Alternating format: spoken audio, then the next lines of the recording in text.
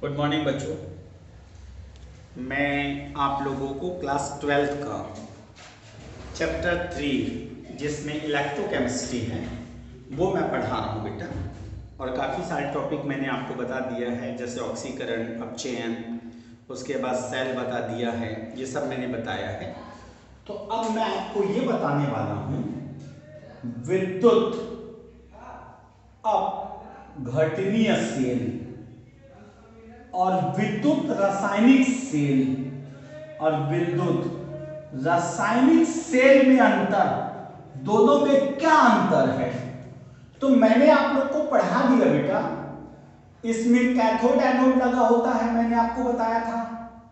और मैंने बताया था आपको करंट पास करनी है, इलेक्ट्रिसिटी पास करनी है।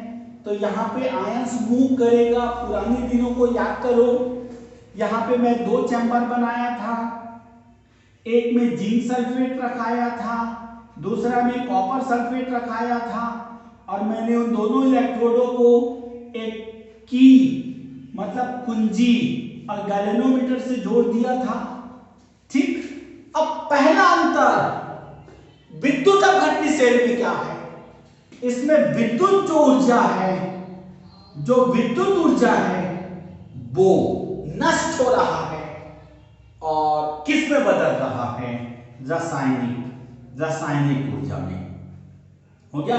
मतलब सबसे पहला अंतर, मेन चीज, विद्युत अपघटनी सेल किसे कहते हैं, वह सेल जिसमें विद्युत ऊर्जा का रूपांतरण रासायनिक ऊर्जा में हो उसे विद्युत अपघटनी सेल कहते हैं। जस्ट उल्टा ये है, रासायनिक ऊर्जा का रूपांतरण अगर विद्युत ऊर्जा में हो तब उसको कहते हैं हम लोग विद्युत रासायनिक सेल। पहला अंतर हो गया बेटा। दूसरा अंतर, दोनों इलेक्ट्रोड एक ही विलयन में है, एक ही विलयन में डूबा होता है, एक ही विलयन में डूबा है। इसमें दोनों इलेक्ट्रोड अलग अलग विलयन में डूबा है। हो गया। दोनों इलेक्ट्रोड अलग अलग विलयन में डूबा होता है। क्लियर। तीसरा अंतर, इसमें मैंने लवण सेतु लगा दिया था बेटा, इसमें लवण सेतु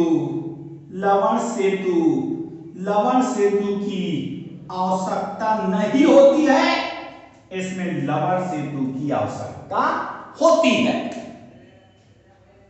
इसमें आयन गति करता है, इसमें आयनों में गति होती है, लेकिन इसमें इलेक्ट्रॉनों में गति होती है। इसमें आयन मूव करता है, इसमें इलेक्ट्रॉन मूव करता है। पांचवा अंतर में उदाहरण को दे देना, डेनियल सेल ये, और इसको आपने 11वीं में पढ़ा होगा। हो गया। कौन सा, सॉल्वे सेल, नेल्सन सेल, ये सब पढ़े थे ना, नेल्सन सेल ऐसे करके 5 अंतर देना, आपकी बुद्धि में आराम से बैठ जाएगा। विद्युत अपघटनी सेल किसे कहते हैं, वह सेल जिसमें विद्युत ऊर्जा का रूपांतरण रासायनिक ऊर्जा में होता है उसे विद्युत अपघटनी, इसमें रासायनिक ऊर्जा का रूपांतरण विद्युत ऊर्जा में, इसमें लवण सेतु की आवश्यकता नहीं होती, इसमें लवण सेतु की आवश्यकता होती है। इसमें दोनों इलेक्ट्रोड एक ही विलयन में डूबा है, इसमें दोनों इलेक्ट्रोड अलग अलग विलयन में डूबा होता है। ठीक है। इसमें करंट देने से आयंस मूव करते हैं, इसमें करंट का कारण आयंस मूव करना, इसमें करंट का कारण इसकी चालकता आयनों की गति के कारण, इसकी चालकता इलेक्ट्रॉनों की गति के कारण। अंत में उदाहरण दे देना, इसका example Daniell cell, voltaic cell, galvanic cell, और इसका एग्जांपल 11वीं में आपने पढ़ा होगा सॉल्वेट्रफ cell, Nelson cell, Castner Kellner cell, ये सारे एग्जांपल उसके हैं बेटा। क्लियर है। तो ये था हमारा विद्युत अपघटनी और विद्युत रासायनिक सेल में अंतर।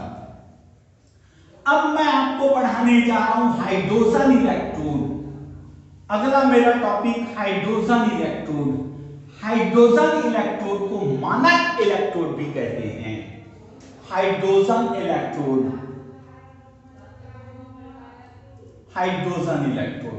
तो बेटा आप लोग एक चीज याद रखना, हाइड्रोजन इलेक्ट्रोड को मानक इलेक्ट्रोड भी कहते हैं, स्टैंडर्ड है, क्योंकि देखो सीधी सी बात है बेटा, मैंने बोला ना हाइड्रोजन इलेक्ट्रोड का जो E0 का मान है वो 0 होता है। इसके द्वारा किसी दूसरे इलेक्ट्रोड का, इसके द्वारा किसी भी कोई दूसरे इलेक्ट्रोड का विभव की गणना करते हैं। मानक शब्द के मतलब होता है कि उनकी सहायता से किसी दूसरे इलेक्ट्रोड के विभव की गणना की जा सकती है। तो आपका पहला सेंटेंस होना चाहिए, हाइड्रोजन इलेक्ट्रोड को मानक इलेक्ट्रोड भी कहते हैं। इसमें प्लैटिनम का एक वायर होता है जिसके निचले भाग में प्लैटिनम की पत्ती लगी होती है। सारी कहानी प्लैटिनम की। क्यों सर? क्योंकि वो हाइड्रोजन को तेजी से अवशोषित करता है। सबसे ज्यादा अपचायक प्लैटिनम। प्लैटिनम कहीं बनाने का कारण क्यों? क्योंकि वो प्रबल अपचायक है। वो हाइड्रोजन हम जो डालेंगे उसको तेजी से अवशोषित करेगा। क्लियर बेटा? अब उसके बाद भी इसमें प्लैटिनम का ब्लैक लगा देते हैं, ब्लैक, और इसको हम बाहरी परिपथ से जोड़ देते हैं, ऐसा गैल्वेनोमीटर से। और इसमें हम एक कांच की नली डुबाते हैं जिसमें पारा, निचली भाग में हम पारा को लगा देते हैं, निचली भाग में पारा है, और उसको एक जैकेट के द्वारा ढककर, एक हमने जैकेट लिया, मेरे वर्ड को सुनते रहना बेटा, हमने जैकेट से ढक दिया और जैकेट से ढककर उसको अम्लीय विलयन, हमने अम्लीय विलयन में डुबा दिया, हमने अम्लीय विलयन में डुबा दिया, बड़ा इजी, अम्लीय विलयन में हमने डुबा दिया बेटा इसको, प्लैटिनम पत्ती को। अब आप सुनते जाना ध्यान से, फिर से रिपीट कर रहा हूं, हाइड्रोजन इलेक्ट्रोड को मानक इलेक्ट्रोड कहते हैं, जिसकी सहायता से किसी भी इलेक्ट्रोड के ईएमएफ की गणना की जाती है, मतलब इससे कनेक्ट करके उसका विभव बताते हैं, इसलिए मानक इलेक्ट्रोड बोलते हैं। ठीक, इसमें प्लैटिनम का तार है, ये प्लैटिनम का तार हो गया। उसके बाद प्लैटिनम का ही प्लेट है, प्लैटिनम का प्लेट, प्लैटिनम का ब्लैक कर देते हैं, ब्लैक, इसको बोलते हैं जैकेट। जैकेट से इसलिए ढकते हैं क्योंकि जब मैं हाइड्रोजन गैस भेजूंगा तो वायुमंडल में मत जाए, विलयन में जाए, प्लैटिनम भुलाए अपने आप को, प्लैटिनम खींचे उसको, तो एक वायुमंडलीय दाब पर यहां पे हाइड्रोजन गैस भेजते हैं। यह हाइड्रोजन गैस का बुलबुला भेजा तो उसको प्लैटिनम सोखता है, तो उसको प्लैटिनम सोखते जाता है, लेकिन ऐसा तो नहीं है कि सबको सोख पाए, कुछ बुलबुला बना के निकल जाए, और जितना सोखेगा उतना यहां से हमको विद्युत धारा की प्राप्ति होगी, जिसको हम लोग बोलते हैं हाइड्रोजन इलेक्ट्रोड।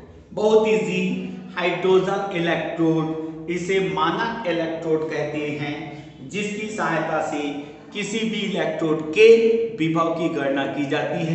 क्लियर? इसमें प्लैटिनम की एक तार होती है जिसके नीचे प्लैटिनम की पत्ती लगी होती है, जिसमें प्लैटिनम का कोटिंग कर देते हैं। क्लियर?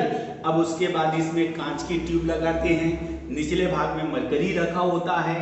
अब इसको एक जैकेट से ढक के अम्लीय विलयन में डुबा देते हैं। आज जब यहाँ पे खोल है, एक वायुमंडलीय दाब पर हाइड्रोजन गैस भेजी जाए तो वो प्लैटिनम का जो पत्ती है हाइड्रोजन गैस को अवशोषित करेगी, और जितनी हाइड्रोजन गैस को अवशोषित करेगी उतनी तेजी से हमको यहाँ पे विद्युत धारा मिलेगा। क्लियर बेटा? ठीक, अब मैं आज का आपको तीसरा टॉपिक पढ़ाने जा रहा हूं, जिसका नाम है ननस समीकरण, और वेरी मोस्ट टाइम पी, ननस समीकरण। ठीक है, ननस समीकरण। एक चीज याद रखना बेटा, नाम जो सर का स्टाइल, पढ़ाने का तरीका बाकी से बिल्कुल अलग है। तो ननस समीकरण क्या है सर? ननस समीकरण किसे कहते हैं?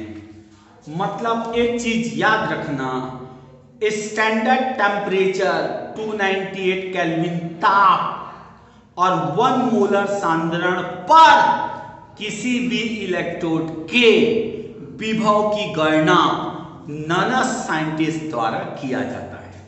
मतलब आप जानना चाहते हो सर ननस समीकरण क्यों आया, तो मैंने आपको बताया बेटा ये ईएमएफ इलेक्ट्रोमोटिव फोर्स की गणना करते हैं जिसको हम लोग बोलते हैं विद्युत वाहक बल। तो आप परिभाषा में दोगे, याद रखना परिभाषा में कि एक स्टैंडर्ड टेम्परेचर 298 केल्विन टेम्परेचर और 1 मोलर सांद्रण पर किसी इलेक्ट्रोड के ईएमएफ की गणना ननस नामक साइंटिस्ट द्वारा किया गया। इसका एक एग्जांपल लेके चलता हूं मैं डेनियल सेल Zn/Zn+2। बेटा हमेशा जो लेफ्ट साइड में होता है उसका ऑक्सीकरण होता है, ये याद रखना। डबल ऑब्लिक ये बताता है कि दो इलेक्ट्रोड को हमने अलग अलग किया हुआ है। अभी मैं आपको पूरी कहानी बताऊंगा। Zn+2/0 मतलब हमने जिंक को जिसमें डुबाया था ना वो ऑक्सीकृत हो गया Zn+2 में, उसको सिंगल लाइन से। कॉपर जो था वो कॉपर+2 कॉपर में अपचयित हो गया, उसको सिंगल लाइन। और दोनों इलेक्ट्रोड को पृथक करने के लिए डबल लाइन। तब ननस ने फॉर्मूला दिया E = E0 - 2.303 RT log of RT NF log of हो गया।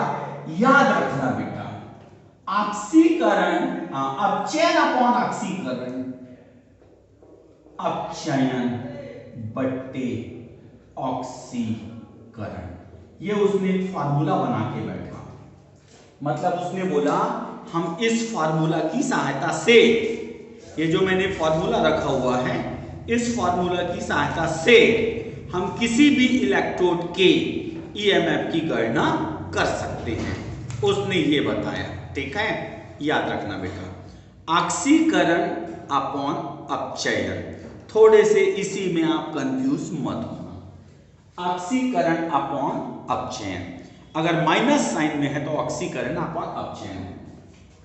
अब E = E0 मैंने इसको प्लस कर दिया 2.303 RT upon NF log of, ऊपर चला गया ऑक्सीकरण, ऊपर चला गया ऑक्सीकरण, नीचे चला गया अपचयन, पलट गया बेटा, प्लस के करने में पलट गया।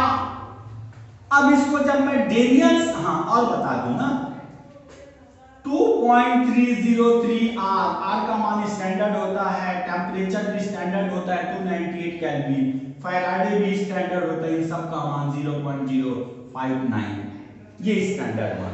इसको जब मैं सॉल्व करूंगा कितना आता है, तो मैंने इतने की जगह पर इसको रख दिया तो E = E0 plus 0.059 upon N ऑक्सीकरण, लॉग ऑफ में मैंने लिया लॉग ऑफ ऑक्सीकरण अपॉन अपचयन। अब इस सेल को मैं अप्लाई करूंगा, इस सेल को इसमें अप्लाई करूंगा। E = E0 plus 0.059 upon N log of ऑक्सीकरण जिंक का हुआ है तो मैंने यहां पे Zn+2 कर दिया। अब चेन कॉपर का हुआ है तो मैंने ये +2 कर दिया। ये है हमारा ननस समीकरण जो पेपर में आना डन है।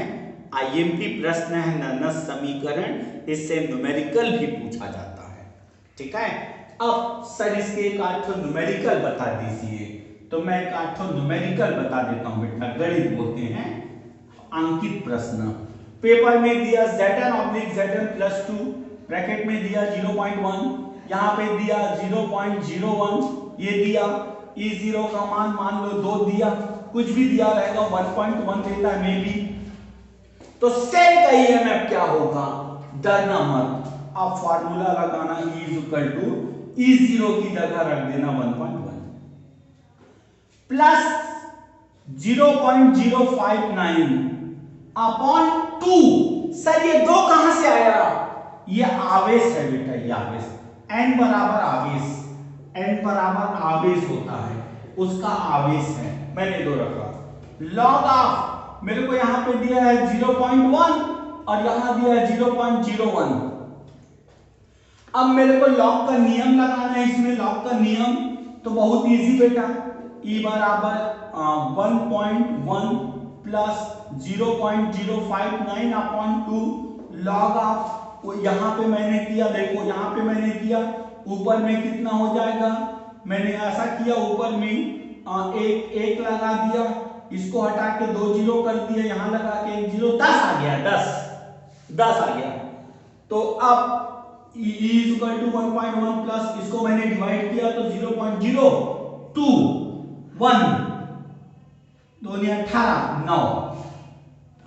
अब log 10 बचा, log 10 का मान 1, तो E बराबर 1.1 प्लस 0.029 प्लस 1, इन सब को जोड़ देंगे हमारा आंसर मे बी ये वाली जो वैल्यू log 10 आएगा तो 1, और यदि log 1/10 आएगा तो -1, इतनी चाहेगा बेटा, ठीक है, ये आएगा।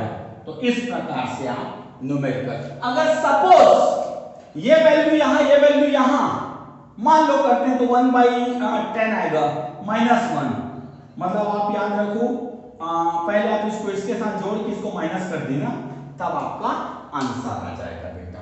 क्लियर है? इस प्रकार नाना समीकरण वेरी मोस्ट आईएमपी प्रश्न है, ये पेपर में हमारा आता ही है। क्लियर बेटा? हाँ, ठीक है। और इस प्रकार मैं आपको जैसे जैसे पढ़ाते जाऊंगा वैसे वैसे मैं आपको पीडीएफ भी भेजते जाऊंगा।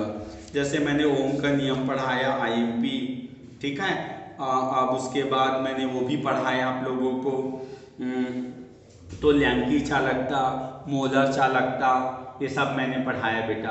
आराम से पढ़ते रहो, कोई टेंशन नहीं है, आराम से हम कोर्स पूरी कंप्लीट कराएंगे, ठीक है, बिल्कुल उसको चिंता नहीं करनी है। और आप बाकायदा हम आपको नोट्स भेज रहे हैं, उस नोट्स का आप प्रिंट आउट निकलवा लेना, तो ऐसे लगेगा नामदेव सर हमको बैठ के ट्यूशन में ही पढ़ा रहे हैं बेटा। ओके ओके बेटा, गुड लक।